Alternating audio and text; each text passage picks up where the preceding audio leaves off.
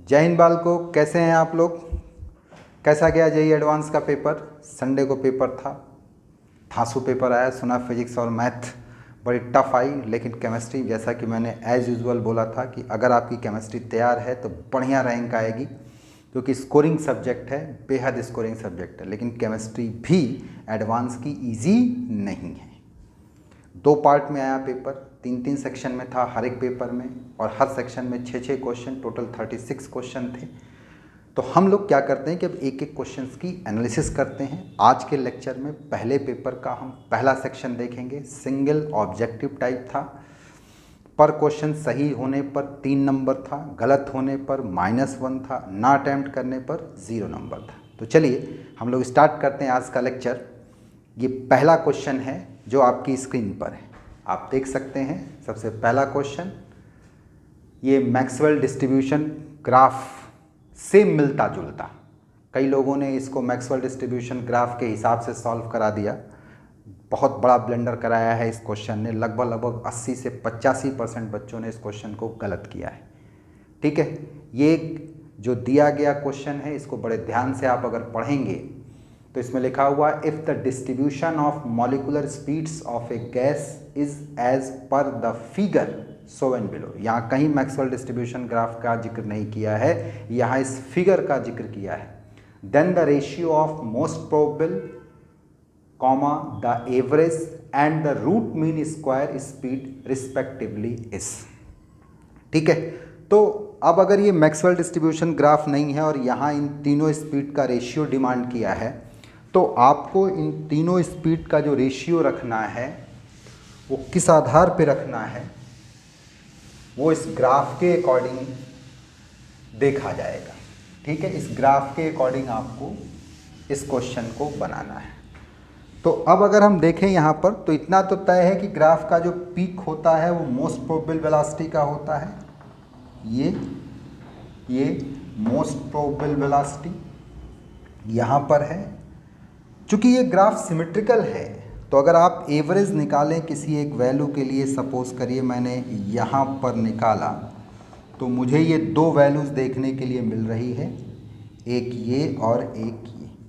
Questions को समझने के लिए अगर मैं यहाँ पे 0 0 कर दूँ, तो इसको मैं ले लूँ आपका 2 लूँ, और इसको मैं यहाँ पे 4 ले लूँ, तो एवरेज वेलोसिटी हम निकाल सकते हैं। और एवरेज वेलोसिटी जो आएगी, अब यहाँ मान लीजिए कोई फ्रैक्शन हमने चूज़ कर लिया, 0.1 चूज़ किया हमने, तो एवरेज वेलोसिटी का फॉर्मूला जो होगा n1v1 प्लस n2v2 बटे क्या आपका n1 प्लस n2 चलेगा। तो अब चूंकि यहाँ पर 0.1 मोल लेके चल रहे हैं, तो 0.1 इंटू सपोज करिए यहाँ जो वेलोसिटी है इसको v1 बोल रहे हैं, ये जो वेलोसिटी है इसको v2 बोल रहे हैं। तो v1 की जगह पे आप 2 रखेंगे, और फिर यहाँ n2 चूँकि वही रहेगा 0.1, और v2 की जगह कितना हो जाएगा 4 बटे n1 प्लस n2, यानी वही 0.1 प्लस 0.1 करेंगे हम।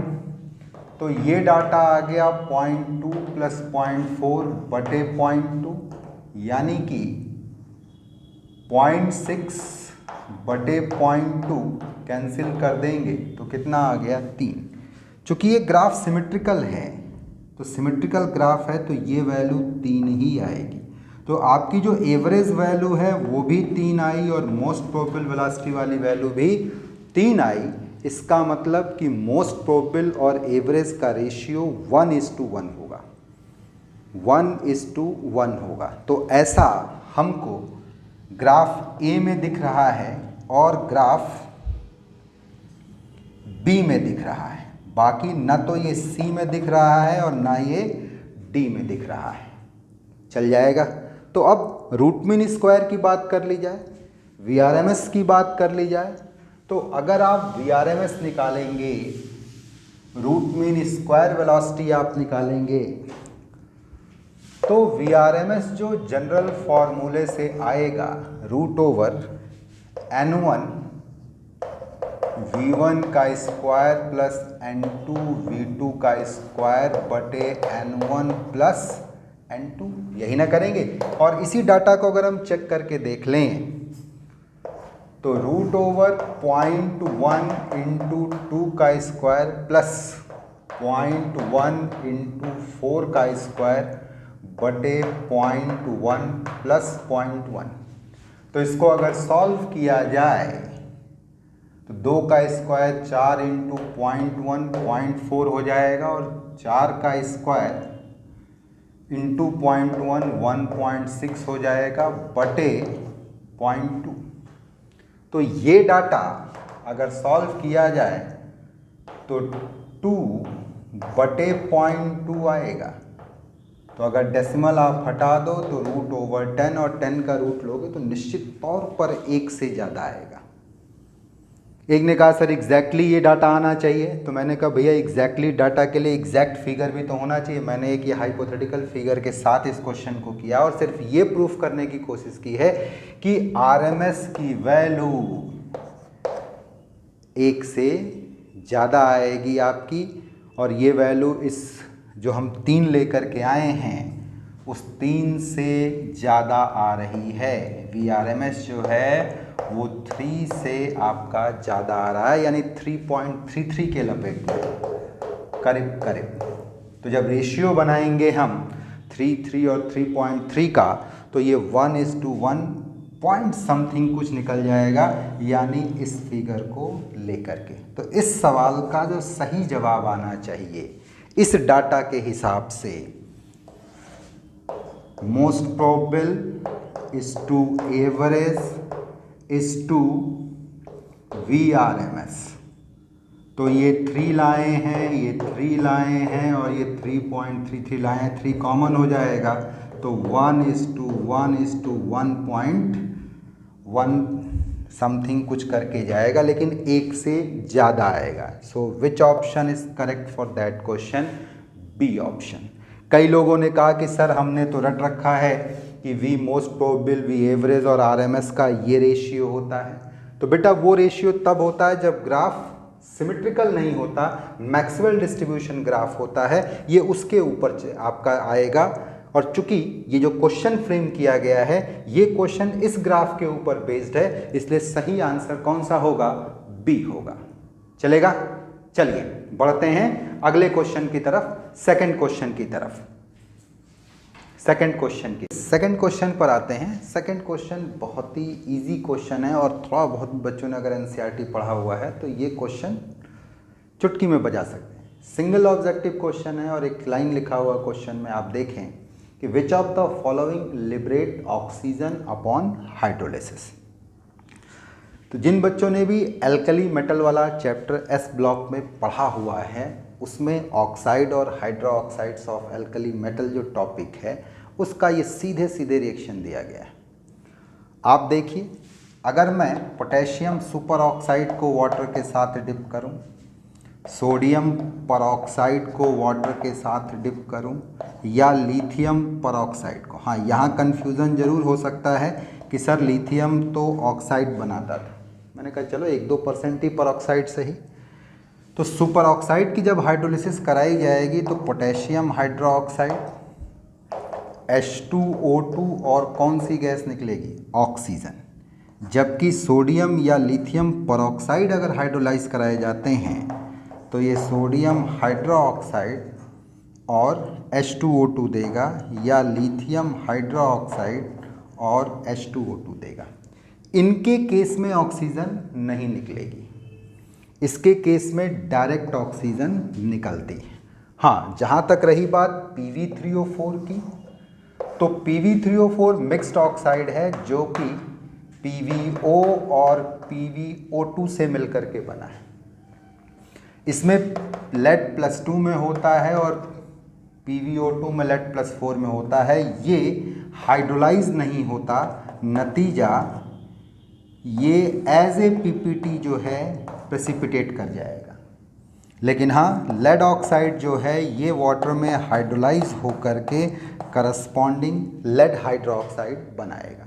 सवाल ये नहीं था कि इनके प्रोडक्ट क्या बनेंगे, सवाल ये था कि ये ऑक्सीजन गैस देंगे कि नहीं देंगे, तो ये नहीं दे रहा है, ये भी नहीं दे रहे हैं, दे केवल कौन रहा है, पोटेशियम सुपर ऑक्साइड। तो इस सवाल का जो सही जवाब था वो पोटेशियम सुपर ऑक्साइड था। चलिए बढ़ते हैं तीसरे क्वेश्चन पर। ठीक, तो चलिए अब स्क्रीन पर हम देखते हैं तीसरा क्वेश्चन। तो ये क्वेश्चन आप लोगों का प्रैक्टिकल इनऑर्गेनिक केमिस्ट्री का है, जिसमें कि आप सॉल्ट एनालिसिस करते हैं, कैटायन और एनायन, बेसिक और एसिडिक रेडिकल पहचानते हैं। तो इसमें ख़ास तौर से 2 बेसिक रेडिकल की बात इसने की है और बहुत दूर नहीं गया है। जैसे स्टार्टिंग का ही आप कह लीजिए, जैसे आप ग्रुप 1 में ही हैं तभी ये पूरा जो फिगर लिखा हुआ है ये आइडेंटिफाई हो जाएगा। क्वेश्चन क्या कह रहा है कि एक colourless aqueous solution contains nitrate of 2 metal X and Y। तो नाइट्रेट अगर चाहे S ब्लॉक के मेटल का हो, P का हो या D का हो, इससे फ़र्क नहीं पड़ता, वो वाटर सॉल्युबल होता है, कलरलेस होता है। अब इसने कहा कि when it was added to an aqueous solution of NaCl, NaCl का मतलब फ्री सोडियम आयन और फ्री क्लोराइड आयन, ये वाइट पीपीटी वॉज फॉर्म। तो भैया जैसे ही क्लोराइड डालने पर अगर वाइट पीपीटी आता है तो निश्चित तौर पे सिल्वर आयन कन्फर्म है। इन जनरल आपके सिलेबस में वाइट पीपीटी हम सिल्वर क्लोराइड का पाते हैं। अब बात सही है या नहीं, यह भी एक एजम्पशन है, ये बात आगे क्लियर होगी। कह रहा है कि this precipitate was found to be partially soluble in hot water. बिल्कुल क्लियर कर गया अभी कि ये जो पीपीटी बना ये हॉट वाटर में पार्शियली सॉल्युबल है। ठीक है, तो हम AgCl पे कंफर्म होते जा रहे हैं। फिर ये कह रहा है to give a residue P and a solution Q। तो रेजिड्यू P दे रहा है और सोल्यूशन Q दे रहा है। तो रेजिड्यू का मतलब आप कह सकते हल्का सा थक्का टाइप में है। फिर ये कह रहा था residue P was soluble in aqueous ammonia, confirm हो गया। क्यों? क्योंकि सिल्वर क्लोराइड जब एक्वस अमोनिया के साथ लिया जाता है तो डाईएमीन सिल्वर क्लोराइड आयन देता है, और ये जो है इस कॉम्प्लेक्स के बनने की वजह से क्लियर है। तो एक मेटल तो मेरा सिल्वर है, इसमें तो कोई दो राय है ही नहीं। अब दूसरा मेटल हमारे पास में या तो लेड है या तो कैडमियम है। तो अब इस बात को वो आगे कहता है कि and also in excess of sodium thiosulphate, वही बात है, hot solution Q give a yellow PPT with potassium iodide. तो अगर भैया लेड का हुआ और कैडमियम का हुआ तो लेड आयोडाइड जो बनता है वो येलो कलर का होता है, कैडमियम आयोडाइड जो होता है वो ब्लैकिश कलर का होता है। इसलिए यहाँ पर दूसरा मेटल कौन कंफर्म हो गया? लेड कंफर्म हो गया। तो according to language of question यहाँ पे जो ये कलरलेस सॉल्यूशन दो मेटल X और Y का है ये सिल्वर और लेड हैं, जिसमें कि ये कह रहा है कि जब इसको NaCl में घोला गया तो इस समय इसने वाइट पीपीटी दिया तो AgCl और लेड क्लोराइड बना होगा। फिर ये कह रहा है कि स्प्रिंगली सॉल्युबल हॉट वाटर में AgCl कंफर्म हो गया। फिर ये कह रहा है कि जो P बनता है वो एक्वस अमोनिया में, यानी कम्प्लेक्स कंफर्म है। और फिर ये कह रहा है कि जो हॉट सोल्यूशन Q का है वो येलो पीपीटी दे रहा है, लेड आयोडाइड बन रहा। तो हमारे हिसाब से कौन सा ऑप्शन चलेगा? पहला वाला, X के रूप में आप सिल्वर रख लीजिए और Y के रूप में आप क्या रख लीजिए? लेड को रख लीजिए। चल जाएगा? बोलो भाई। तो अब बढ़ते हैं हम लोग अगले क्वेश्चन की तरफ। ठीक है जी, अब हम लोग आते हैं चौथे क्वेश्चन पे। चौथा क्वेश्चन जो आपकी स्क्रीन पर है वो ऑर्गेनिक का क्वेश्चन है, भोकाल का क्वेश्चन है और बाकी सवाल में कुछ नहीं है। ठीक है, इसने आपके मनोबल को चेक किया है कि पेपर रूम में आपका ब्रेन का टेम्परामेंट क्या है। अगर टेम्परामेंट सही है तो सवाल 2 कौड़ी का, और नहीं सही है तो फिर दिखाने के लिए तो है ये है कि पूरे पन्ने पर एक क्वेश्चन है। क्वेश्चन आपका ये है कि Newman projections P, Q, R and S are shown below, ये 4 दिया गया है और पूछा है कि which one of the following options represent identical molecule. कौन से आइडेंटिकल मॉलिक्यूल्स को बताते हैं? तो अगर आपको आइडेंटिकल मॉलिक्यूल पहचानना है तो ऐसी स्थिति में इसका स्ट्रक्चर बना लीजिए। IUPAC नेम लिख लीजिए। दो कंपाउंड के IUPAC नेम सेम हो गए तो वो आइडेंटिकल है, और नहीं सेम हुए तो नॉन आइडेंटिकल हैं। जैसे अब मैं एक एक मॉलिक्यूल को अगर मैं बनाऊं यहाँ पर, तो क्वेश्चन नंबर 4 में ये जो पहला है P मॉलिक्यूल जो आपका दिया गया है, ये फ्रंट कार्बन है और सर्किल जो होता है वो रियर कार्बन होता है। तो दो कार्बन आप पहले ऐसे देख लीजिए, जो फ्रंट कार्बन है उसकी 3 वैलेंसी, जो रियर कार्बन है उसकी 3 वैलेंसी।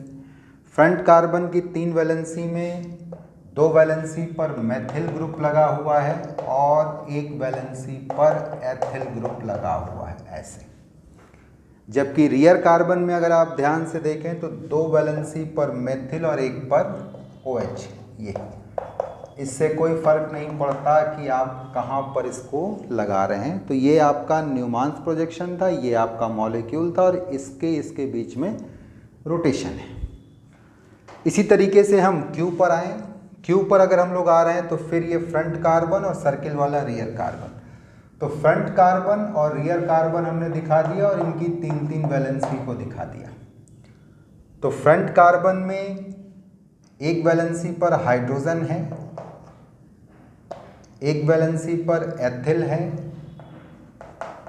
U, और 1 वैलेंसी पर ये कार्बन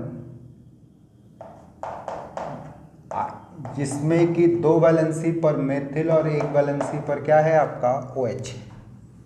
इसी तरीके से अगर रियर कार्बन को देखें तो 2 वैलेंसी पर हाइड्रोजन है और 1 वैलेंसी पर ये मेथिल ग्रुप है। चलेगा? तो ये दूसरा स्ट्रक्चर भी हो गया। इसी तरीके से अगर हम तीसरे स्ट्रक्चर पर आए, थर्ड स्ट्रक्चर पर अगर हम आ रहे हैं ये, तो थर्ड स्ट्रक्चर में अगर आप ध्यान से देखें तो ये फ्रंट कार्बन और पीछे वाला रियर कार्बन ये हमने बना दिया। फ्रंट कार्बन की 3 वैलेंसी, इस पर ये मेथिल ग्रुप OH और फिर मेथिल। जबकि रियर कार्बन में 1 वैलेंसी पर हाइड्रोजन है और बाकी 2 वैलेंसी पर एथिल ग्रुप है। एथिल ग्रुप CH2 CH3, यहाँ पर ये एथिल ग्रुप और ये एक हाइड्रोजन। चलेगा? 2 पर एथिल और 1 पर हाइड्रोजन। नाउ चौथे वाले पर आते हैं, S पर आते हैं। ये फ्रंट कार्बन और सर्किल है आपका रियर कार्बन, ये ऐसे। तो फ्रंट कार्बन की जो 3 वैलेंसी है उसमें 1 पर मेथिल और 2 पर हाइड्रोजन। जबकि रियर कार्बन में जो वैलेंसी है 3, उसमें 1 वैलेंसी पर OH, ठीक है जी, 1 वैलेंसी पर एथिल और 1 वैलेंसी पर आइसोप्रोपिल ग्रुप मौजूद है, लाइक दैट CH CH3 और CH3। तो ये जो न्यूमान्स प्रोजेक्शन है इसको आपने अपने लेवल पर बना लिया। अब आप क्या करिए कि इन सब के IUPAC नेम लिख लीजिए। IUPAC नेम अगर आप लिखेंगे तो यहाँ पर सबसे पहले आपको मेन चेन सेलेक्ट करनी पड़ेगी, फिर उसकी नंबरिंग। तो नंबरिंग अगर करते हैं तो इस चेन से अगर चलें आप तो 1 2 3 4 और 5, यानी नाम पड़ जाएगा इसका 233 tri methyl pent ene 2 ol. चलेगा? इसमें आइए, इसमें भी आपको सबसे पहले मेन चेन सेलेक्ट करनी पड़ेगी। तो मेन चेन अगर आप सेलेक्ट करते हैं तो 1 2 3 4 5, 1 2 3 4 5, लेकिन फंक्शनल ग्रुप गायब है। तो हमारे पास जो तरीका है 1 2 3 4 5, ठीक है। तो जो हमारे पास तरीका है मेन चेन सेलेक्ट करने का, अब वो हमको ये चेन सेलेक्ट करनी पड़ जाएगी। क्यों? क्योंकि इधर से ये 2 नंबर पा रहा है, इधर से ये 4 नंबर। तो ये 1 2 3 4 5, तो अब इसका क्या नाम पड़ेगा भाई? इसका नाम पड़ेगा 2-मिथाइल 3-इथाइल पेंटेन-2-ऑल, जबकि इसमें सब मिथाइल मिथाइल थे और ये इथाइल मिथाइल प्रीफिक्स आ रहा है। तो इतना तो तय है कि P और Q नहीं हो सकता। चलिए तीसरे वाले पर आते हैं। तीसरे वाले में 1 2 3 4 5 कर लो या 4 5 कर लो, बात बराबर ही है। तो नंबरिंग आप कर लीजिए भाई, 1 2 3 4 5। क्या नाम पड़ेगा इस R का? R का नाम पड़ जाएगा 2-मिथाइल 3-इथाइल, या आप ऐसे कह लें कि 3-इथाइल 2-मिथाइल पेंटेन-2-ऑल। 3-इथाइल 2-मिथाइल पेंटेन-2-ऑल, और इसका भी नाम पड़ रहा है 3-इथाइल 2-मिथाइल पेंटेन-2-ऑल। तो इन दोनों की समानता दिख रही है, किसकी किसकी? Q और R की। चलिए जरा S को चेक कर लें। S में अगर आप नंबरिंग करेंगे तो 1 2 3 4 5, और इधर से करते हैं तो 1 2 3 4 5।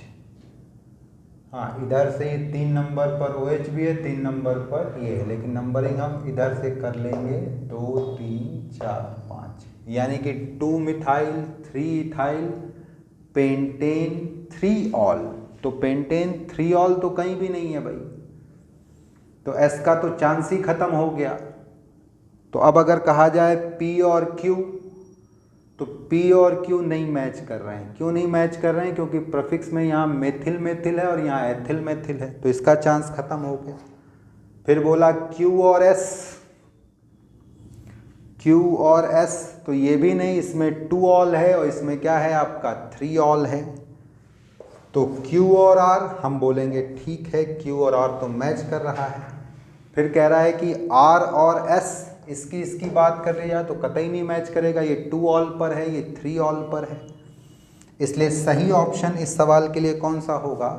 तीसरा ऑप्शन सही होगा, C ऑप्शन सही होगा। ठीक है, तो ये क्वेश्चन कुछ नहीं था, बस केवल आपके ब्रेन के टेम्परामेंट को चेक किया गया था, और जो बच्चे एडवांस का पेपर करने के मूड से बैठे थे उन बच्चों ने इस क्वेश्चन को बड़ी आसानी से निकाल लिया होगा। चलेगा, बढ़ते हैं अगले क्वेश्चन की तरफ।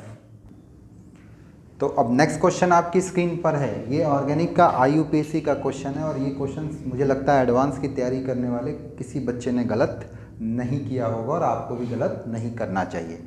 क्वेश्चन ये है कि which one of the following structure has the IUPAC name ethynyl hydroxy methyl hex ene yne oic acid. तो या तो मैं इन सभी का नाम लिखूं और लिख करके इसको देखूं, या इसी स्ट्रक्चर को बना करके हम कंपेयर कर लें कि कौन सा है। तो दोनों रास्ते आपके पास खुले हुए हैं, समय भी आपके पास ठीक ठाक होता है, तो आप क्वेश्चंस को आराम से हैंडल कर सकते हैं। हेक्स का मतलब कितने कार्बन हो गए? 6 कार्बन हो गए, 1 2 3 4 5 और ये रहा 6, बन गया रूट वर्ड। नंबरिंग कर दिए किसी एक साइड से 4 5 6। अब इसने कहा है 3-इन, तो 3-इन का मतलब 3 और 4 के बीच में मल्टीपल बॉन्ड। 5-आइन का मतलब ये रहा कि 5 और 6 के बीच में ये ट्रिपल बॉन्ड। ठीक है जी। फिर ये कह रहा ओइक एसिड, यानी कि पहला कार्बन तो कार्बोक्सिलिक ग्रुप है, ये पहला कार्बन कार्बोक्सिलिक ग्रुप है। 4 मेथिल, तो चौथे पर एक मेथिल ग्रुप लगा हुआ है। 2 हाइड्रोक्सी, यानी दूसरे पर OH ग्रुप लगा है। 3 इथाइनाइल, यानी तीसरे पर 2 कार्बन का एल्काइन ग्रुप ऐसे मौजूद है, तभी तो एथ आइन आइल, 3 एथ आइन आइल, यानी कि ये स्ट्रक्चर हमको इन चारों में से ढूंढना है। ठीक है जी, चारों में से ढूंढना है। तो पहले पे कार्बोक्सिलिक और दूसरे पर हाइड्रोक्सी, तो ये व्यवस्था आपको तो चारों में दिख रही है। अच्छा जी, तीसरे पर अगर आप नंबरिंग करें तो ये 1 नंबर, ये 2, ये 3, ये 4 और इसमें से किसी में चले जाइए तो 5 और 6। तो तीसरी पोजीशन पर आपको एथीनाइल नहीं मिल रहा, यानी कि ये गया। इसमें आप आ जाइए तो ये 1, ये 2, ये 3, ये 4, 5 और ये क्या आपका 6। ठीक, इधर आएंगे तो 4, 5 बेकार है। तो आपको चाहिए अब यहाँ पर तीसरे पर एथिनाइल तो दिख रहा है, दूसरे पर हाइड्रोक्सी ये भी दिख रहा है, चौथे पे मेथिल दिख रहा है और हेक्स 3ईन दिख रहा है। 5 पे आइन चाहिए, तो 5 पे ट्रिपल बॉन्ड तो आपको नहीं दिख रहा है जी, गया ये भी। चलिए सी पर आते हैं, नंबरिंग करें 1 2 3 4 5 6। तो यहाँ तो तीसरे पर जो ईन चाहिए वही नहीं दिख रहा है, नहीं हो सकता है। चौथे पर आते हैं, ये पहला, ये दूसरा, ये तीसरा, ये चौथा, ये 5वां और ये 6ठा। बोलो भाई। तो तीसरे पर एथिनाइल दिख गया, दूसरे पर हाइड्रोक्सी ठीक है, चौथे पर मेथिल ठीक है, रूटवर्ड 6 कार्बन का हेक्स, तीसरे पर डबल बॉन्ड ईन, 5वें पे ट्रिपल बॉन्ड आइन और पहले पर कार्बोक्सिलिक ग्रुप, यानी कि किसकी बात हो रही है, डी की बात हो रही है। चलेगा। तो ये भी एक इजी टाइप का क्वेश्चन था। आई होप दैट कि आप सभी लोगों ने किया होगा। ठीक है, बढ़ते हैं हम लोग अगले क्वेश्चन की तरफ। तो इस सेगमेंट का आखिरी क्वेश्चन हम लोग देखते हैं। ये क्वेश्चन बड़ा ही कंसेप्चुअल क्वेश्चन है और जिस बच्चे ने भी क्लास में हमारे कंसेप्ट को पकड़ा है वो इस क्वेश्चन को बड़ी आसानी से बना लेगा। क्वेश्चन क्या है कि एक फिशर प्रोजेक्शन दिया गया है और 2 कॉलम बनाए गए हैं। कॉलम फर्स्ट में उसी मॉलिक्यूल के different ways and dash formula खींचा गया है और सेकंड कॉलम में रिलेशन पूछा गया है कि फर्स्ट वाले के साथ में डी इरिथ्रोस के साथ में इनका क्या रिलेशन होगा कॉलम 1 में मौजूद मॉलिक्यूल्स का, पी का, क्यू का, आर का, एस का। और जो रिलेशंस हैं वो भी 3 प्रकार के आपको डिफाइन करने हैं, डाइस्टीरियोमर, आइडेंटिकल और क्या चीज़ आपका इनेंशियोमर। ठीक है जी। तो पेपर रूम में ऐसे सवाल करने का हमने बिल्कुल सीधा सा तरीका बताया था कि जब कभी भी आपको रिलेशन कंपेयर करना हो मॉलिक्यूल का तो आप उसका आरएस कन्फिग्रेशन निकाल लीजिए। अगर जिन 2 मॉलिक्यूल को कंपेयर कर रहे हैं उनके सभी सेंटर के कन्फिग्रेशन सेम आ जाएं दोनों मॉलिक्यूल में तो ऐसा स्ट्रक्चर आइडेंटिकल होता है। कुछ सेम आए और कुछ डिफरेंट आए तो ऐसा स्ट्रक्चर डाइस्टीरियोमर होता है। और सभी के डिफरेंट हो जाएं, सभी के आपस में बदल जाएं तो ऐसा स्ट्रक्चर इनेंशियोमर होता है। कई टीचर्स को कहते हैं ऐसे खींच लो, वैसे खींच लो। मैं कहता हूँ जरूरत ही क्या है खींचने की, आप सीधे आरएस कन्फिग्रेशन निकालिए और क्वेश्चन को रिलेट करना चालू कर दीजिए। एक ने कहा सर बहुत लंबा क्वेश्चन है, तो मैंने कहा जहाँ भाई पॉइंट ऑफ डिफरेंस आपको दिखाई पड़ रहा आप वहाँ से स्टार्ट कर लो। जैसे जो बेसिक मॉलिक्यूल आपको दिया गया है इसमें सबसे पहला काम आप नंबरिंग कर लीजिए ताकि कायरल सेंटर का नंबर मिल जाए, 1 2 3 4। अब दूसरा और तीसरा सेंटर आपका कायरल सेंटर है, इसका आरएस कन्फिग्रेशन निकाल लीजिए। तो दूसरे का अगर आप निकालते हैं, एक इधर ये OH है, H है, इधर ये CHO है और इधर बाकी का रिमेनिंग ग्रुप है। तो चूंकि कार्बन से है ये तो ये पहली प्रायोरिटी, ये चौथी प्रायोरिटी। इसमें कार्बन कार्बन दोनों पर कॉमन हो गए, इसकी 2 वैलेंसी पर ऑक्सीजन और 1 पर हाइड्रोजन, जबकि यहाँ पर 1 पर हाइड्रोजन, 1 पर ऑक्सीजन, 1 पर कार्बन, यानी ये ज़्यादा प्रायोरिटी पाएगा। तो ये 2 नंबर और ये कौन सा रहा आपका 3 नंबर। चलेगा। अब अगर कौन सा कन्फिग्रेशन है ये पता करना है तो आप इवन इंटरचेंज कर दीजिए, क्योंकि लोवेस्ट प्रायोरिटी जो है ये हॉरिजॉन्टल लाइन पर है तो वर्टिकल लाइन पर ले आइए। यहाँ 3, यहाँ 4, यहाँ 2, यहाँ 1, बस घूम जाइए। 1 से कहाँ आपका 3, कैसा डायरेक्शन क्लॉकवाइज, क्या कन्फिग्रेशन R। तो यहाँ ये 2R हमको मिल गया। इसी तरीके से हम तीसरे वाले में आए, हम लोग तीसरे काइरल सेंटर पर आए। तो तीसरे काइरल सेंटर पर अगर आप देखेंगे तो यहाँ OH है, यहाँ H है, यहाँ CH2OH और यहाँ ये ग्रुप मौजूद है। नाउ फिर प्रायोरिटी, ये 1 नंबर, ये 4 नंबर, इन दोनों में ही आप देखेंगे तो कार्बन कार्बन मौजूद है, लेकिन इस कार्बन की 2 में से 1 वैलेंसी पर हाइड्रोजन, 1 पर ऑक्सीजन, 1 पर कार्बन, जबकि इस कार्बन की 2 वैलेंसी पर हाइड्रोजन और ऑक्सीजन। तो ये तो कॉमन हो गया इसमें, लेकिन अगली पर हाइड्रोजन है और यहाँ कार्बन है, इसलिए ये ज़्यादा प्रायोरिटी पाएगा। तो ये 2 नंबर और ये 3 नंबर। नाउ अगेन देख रहे हैं कि लोएस्ट प्रायोरिटी हॉरिजॉन्टल लाइन पर है, तो वर्टिकल लाइन पे लाने के लिए इवन इंटरचेंज कर दीजिए, यहाँ इनको इंटरचेंज कर दीजिए, चल जाएगा। अब आप फिर चल रहे हैं तो क्लॉकवाइज आ रहा, और क्लॉकवाइज अगर आ रहा तो ये भी कन्फिग्रेशन क्या रहा R। तो नाउ जिस मॉलिक्यूल को कंपेयर करना है उसके काइरल सेंटर के कन्फिग्रेशन 2R और क्या है आपका 3R है। अब कॉलम में हम लोग देख लें, PQRS को अगर हम लोग देख लें, जिनकी प्रैक्टिस अच्छी है वो देखते ही इसको बना देंगे, और जिनकी प्रैक्टिस नहीं अच्छी है नो डाउट कंफ्यूज हो जाएंगे कि कहाँ से चीज़ें चल रही हैं, कैसे चल रही हैं। यहाँ पर अगर हम नंबरिंग करें तो ये पहला नंबर पाएगा, ये दूसरा, ये तीसरा और ये क्या आपका चौथा। तो अगर सेकंड कार्बन का RS कन्फिग्रेशन आप देखोगे यहाँ पर ऐसे,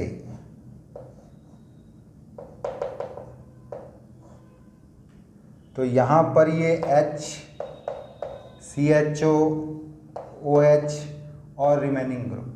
प्रायोरिटी अगर हम तय करें तो ये पहली प्रायोरिटी, ये चौथी प्रायोरिटी। यहाँ इस ग्रुप में 1 वैलेंसी पर कार्बन, 1 पर हाइड्रोजन, 1 पर ऑक्सीजन चलेगा, जबकि CHO में दोनों वैलेंसी पर क्या होगा ऑक्सीजन होगा और 1 वैलेंसी पर हाइड्रोजन। तो इस लिहाज से ये ज़्यादा प्रायोरिटी पाएगा और ये कम प्रायोरिटी पाएगा। चूँकि लोएस्ट प्रायोरिटी जो है आपकी डैश लाइन पर है, तो हमें 1 से कहाँ चलना है 3 चलना है, ये डायरेक्शन। तो कैसा कन्फिग्रेशन हुआ, चूँकि क्लॉकवाइज है तो ये R। नाउ सिमिलरली ये तीसरा सेंटर निकाल लो। तो तीसरा सेंटर अगर आप निकालोगे तो व्यवस्था कुछ यूं है, ऐसे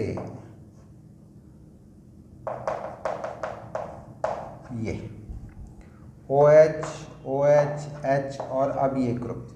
तो अब ये कौन सी प्रायोरिटी पाएगा, पहली तो ये कौन सी चौथी। यहाँ पर भी कार्बन और यहाँ पर भी कार्बन चलेगा, इन दोनों जगहों पर कार्बन है, तो इन दोनों में ज़्यादा प्रायोरिटी कौन पाएगा। यहाँ कार्बन की 2 वैलेंसी पर हाइड्रोजन और 1 पर ऑक्सीजन, जबकि यहाँ के कार्बन की 1 वैलेंसी पर हाइड्रोजन, 1 पर ऑक्सीजन काउंटर हो गया, लेकिन यहाँ कार्बन है और यहाँ हाइड्रोजन है, तो ये ज़्यादा प्रायोरिटी पा जाएगा। तो आप कहेंगे जो आपका ग्रुप है ये ज़्यादा प्रायोरिटी यानी 2 नंबर, और ये कम प्रायोरिटी यानी कि 3 नंबर। ठीक है, अब हम लोग इवन इंटरचेंज करेंगे ताकि लोवेस्ट प्रायोरिटी कहाँ पर आ जाए, डैश लाइन पर आ जाए ऐसे, यानी ये 4 नंबर, ये 1 नंबर, तो ये यहाँ पर 3 नंबर, तो ये यहाँ पे 2 नंबर। फिर अब 1 से किधर चलेंगे हम लोग 3, कैसा डायरेक्शन क्लॉकवाइज, कैसा कन्फिग्रेशन R। तो ये 2R रहा और ये क्या रहा आपका 3R रहा। अब अगर हम बेसिक दिए हुए मॉलिक्यूल से कॉलम के मॉलिक्यूल P को कंपेयर करें तो आप देख रहे हैं कि दोनों ही काइरल सेंटर जो हैं 2 और 3 RR हैं, यहाँ पर भी RR हैं, यानी P और दिया गया मॉलिक्यूल कैसा स्ट्रक्चर है, आइडेंटिकल है। यानी P के लिए कौन सा ऑप्शन सही है, 2 वाला सही है। लेकिन ये बात तो A, C और D 3 ऑप्शन में दिख रही है। चलिए तब हम अगले वाले मॉलिक्यूल को चेक करें, Q को चेक करें। अब अगर हम लोग Q को चेक करते हैं, यहाँ पर सेम फैशन में। तो फिर आप नंबरिंग करेंगे, ये 1, ये 2, ये 3, ये 4, ये 5। तो अब अगर इसको अगर देखा जाए इधर से,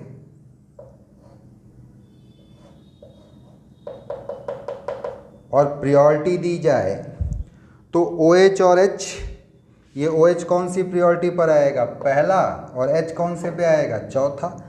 इन दोनों की बात कर लें तो एक पर आपका कार्बोनिल ग्रुप है, एल्डिहाइड है, और दूसरे पर कार्बन है, और कार्बन की एक वैलेंसी पर ऑक्सीजन, एक पर हाइड्रोजन और एक पर फिर कार्बन। तो ये ज़्यादा प्रायोरिटी पा जाएगा, यानी कि इसको देंगे आप 2 और इसको देंगे 3, चल जाएगा। नाउ अगर आपको RS कन्फिग्रेशन निकालना है तो यहाँ इवन इंटरचेंज करना पड़ेगा। तो इस जगह पे 4 ले आ दो, इस जगह पे 1, यहाँ ले आ दो 3, ये ले लो 2। और ये RS कन्फिग्रेशन निकालने का गोल्डन रूल है जो आप लोगों ने सीखा होगा। अब अगर आप 1 से 3 चलें तो यहाँ कन्फिग्रेशन आपको ऐसे मिल रहा है, और ये कन्फिग्रेशन कैसा हुआ? क्लॉकवाइज या एंटी क्लॉकवाइज? तो अब ये एंटी क्लॉकवाइज कन्फिग्रेशन है, यानी 2 पर हमारा S है। इसी तरीके से 3 को चेक करिए। तो जब 3 को हम लोग ऐसे चेक करेंगे, 3 को अगर चेक करेंगे तो यहाँ H, यहाँ ये OH, तो ये आया आपका पहला प्रायोरिटी, ये आया चौथा प्रायोरिटी। और इसमें अगर आप चेक करेंगे तो यहाँ कार्बन की 2 वैलेंसी पर हाइड्रोजन और 1 पर ऑक्सीजन है, जबकि इस कार्बन की 1 वैलेंसी पर हाइड्रोजन कैंसिल, 1 पर ऑक्सीजन कैंसिल, लेकिन यहाँ जिस पर हाइड्रोजन है इस पर यहाँ कार्बन है, यानी ये ज़्यादा प्रायोरिटी पाएगा। तो ये 2 और ये रहा 3 नंबर। अब चूंकि लोवेस्ट प्रायोरिटी किस लाइन पर है? आपका डैश लाइन पर है, तो हम सीधे 1 से 3 चलेंगे। और कैसा direction? Clockwise direction. Clockwise direction का मतलब R, ये। तो 2S एंड 3R, जबकि यहाँ पे 2 पर R है, 3 पर R, यानी 3 वाला कन्फिग्रेशन सेम हो गया, 2 वाला कन्फिग्रेशन बदल गया। तो मैंने क्या कहा था? कुछ कन्फिग्रेशन सेम रहे, कुछ बदल जाए। तो बदल जाए तो ऐसा स्ट्रक्चर डाइस्टीरियोमर कहलाता है। पूरा ही सेम रहता, आइडेंटिकल, पूरा ही बदल जाता इनेंशियोमर, लेकिन कुछ बदला कुछ नहीं बदला तो डाइस्टीरियोमर। यानी Q के लिए 1 चाहिए, तो P के लिए 2 और Q के लिए 1। ये बात हमारी किस ऑप्शन में सही जा रही है? C में सही जा रही है, चल जाएगा। सवाल को आगे करने के लिए हम फिर इसको चेक कर लेते हैं, जैसे यहाँ पर अब R वाले को चेक करिए, इसकी नंबरिंग कर दीजिए। तो नंबरिंग में ये 1, ये 2, ये 3, ये 4 चलेगा। तो जो 2 स्ट्रक्चर है CHO, H और OH, बिल्कुल आइडेंटिकल स्ट्रक्चर ऐसा बना हुआ है, तो ये भी R आएगा, 2 पर R आएगा। लेकिन जरा तीसरे वाले को चेक करिए, तीसरे वाले में उसने एक चेंज किया हुआ है। क्या चेंज किया हुआ है? जहाँ OH है, OH आपका वेज पर था तो वहाँ H है, और जहाँ डैश पर आपका OH है यहाँ पर क्या है? H है, यानी और इंटरचेंज है। और इंटरचेंज है तो कन्फिग्रेशन आपका बदल जाता है, और बदल जाएगा तो ये अगर 3R है तो ये 3S होगा। रोटेशन रूल, जब कभी हम ऑड इंटरचेंज करते हैं, 90 डिग्री रोटेट करते हैं, तो कन्फिग्रेशन बदल जाता है, RS हो जाता है या SR हो जाता है। इस घटना को इन्वर्जन ऑफ कन्फिग्रेशन भी बोलते हैं स्ट्रक्चर्स में। तो अब जरा एक बात बताइए, फिर R के लिए भी कौन सा रिलेशन होगा अगर इससे कंपेयर किया जाए? तो कुछ सेम कुछ डिफरेंट, यानी डाइस्टीरियोमर, R का भी 1। तो कुल मिलाकर के गाड़ी किधर की तरफ बढ़ती जा रही है? C की तरफ बढ़ रही है। C ऑप्शन जो है इस सवाल के लिए क्या है? आपका सही है। तो अगर आपके पास हमारा ये कंसेप्ट है तो ये सवाल आपके लिए 2 कौड़ी का था। बस आपको धैर्य के साथ इस क्वेश्चन को क्या करना था? आपका हैंडल करना था। ठीक है जी। तो इस तरीके से हम लोगों ने सेक्शन 1 कंप्लीट कर लिया। नेक्स्ट लेक्चर में हम JEE एडवांस 2020 केमिस्ट्री के पेपर पार्ट 1 में हम सेकंड सेक्शन को डील करेंगे, दूसरे सेक्शन के क्वेश्चंस को डिस्कस करेंगे। ठीक है जी। आज इतना ही रखते हैं। जय हिंद बाल को।